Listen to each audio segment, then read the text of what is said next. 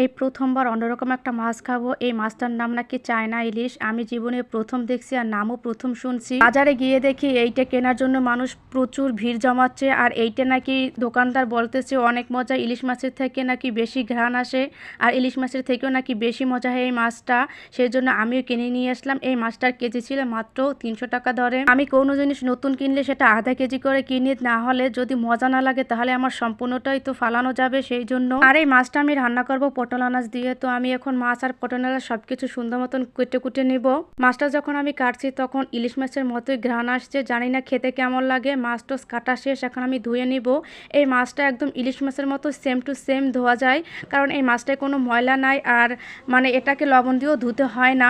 মাছটা কাটা আমার শেষ, এখন মাছটাকে আমি সুন্দর মতন ভেজে নিব। যেহেতু এটা ফ্রিজে ছিল আর তারাও বরফ দিয়ে রাখছিল, একদম তাজা মাছ ছিল না।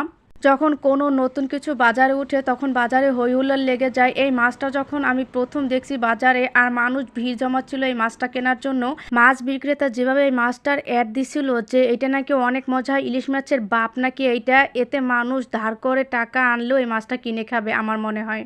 মাছটা আমার ভাজা শেষ, এখন আমি তরকারিটা কষাবো। তো পেঁয়াজ আর হলুদ মরিচ সবই দিয়ে দিলাম। আপনারা তো জানেনই তরকারি রান্না করতে গেলে কি কি করতে হয়। তো আমি সব কিছু দিয়ে দিব। আমার আবার তরকারি লাল লাল না হলে ভালো লাগে না। ওই যে সাদা থাকে ফ্যাকাশে থাকে ওই তরকারিটা আমি খেতেও পারি না, আর আমার দেখতেও ভালো লাগে না। জাল আমি খুব বেশি পছন্দ করি। তো সব মশলা কষিয়ে এখন আমি পটলগুলো দিয়ে দেবো। পটলগুলো আমি ভেজে নিব না, কারণ আমি ভেজে নেওয়া পটল খেতে পারি না, যেহেতু এটা তেল তেল থাকে। ওই তেলের গন্ধ আমি সইতে পারি না বা আমার পেটেও যায় না, ওইটা মুখেই আসে না। সেজন্য আমি সবসময়ের জন্য সবজিগুলো একটু কষিয়ে নিই, ভাজি না। আর যখন তাজা মাছ হয় তখন সেটাও আমি ভাজি না, একদম কাঁচা কষিয়ে নিই। তো আমার তরকারিটা কষানো শেষ, আমি পানি দিয়ে দিলাম। পানি দিয়ে দেওয়ার পর এইটার উপরে আমি মাছ দিয়ে দেবো। একদম সাদাসিধে রান্না, একটুও ঝামেলা নেই, মানে কোনো মশলা নেই, কোনো রসুন আমি অ্যাড করিনি, যেহেতু এটা ইলিশ মাছের মতো গন্ধ আসে আর ইলিশ মাছে কিন্তু কোনো মশলা একদমই মানায় না। পরে মাছগুলো আমি দিয়ে দিব। তো মাছগুলো দেওয়ার পর নাড়াচাড়া দিয়ে এটাকে আমি এখন ঢেকে দিব।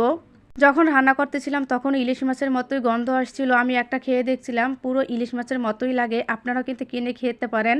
আমার মাছ রান্না করা একদম শেষ, এখন আমার ভাত খাবার পালা। যখন আমি রান্না করতেছিলাম তখন ভাবতেছিলাম আমি কোন সময় খাবো, যেহেতু বারবার বলতেছিল এটা চায়না ইলিশ, ইলিশ মাছের থেকেও নাকি অনেক অনেক বেশি মজা। তো আমি লেস বরাবরই পছন্দ করি, আমি লেস নিলাম।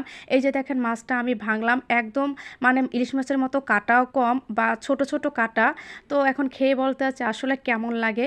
মাশাল্লাহ, বিশ্বাস করেন খেতে একদমই ইলিশ মাছের মতো। তো এটার নাম চায়না ইলিশ না জানি চাষ ইলিশ, আমি জানি না।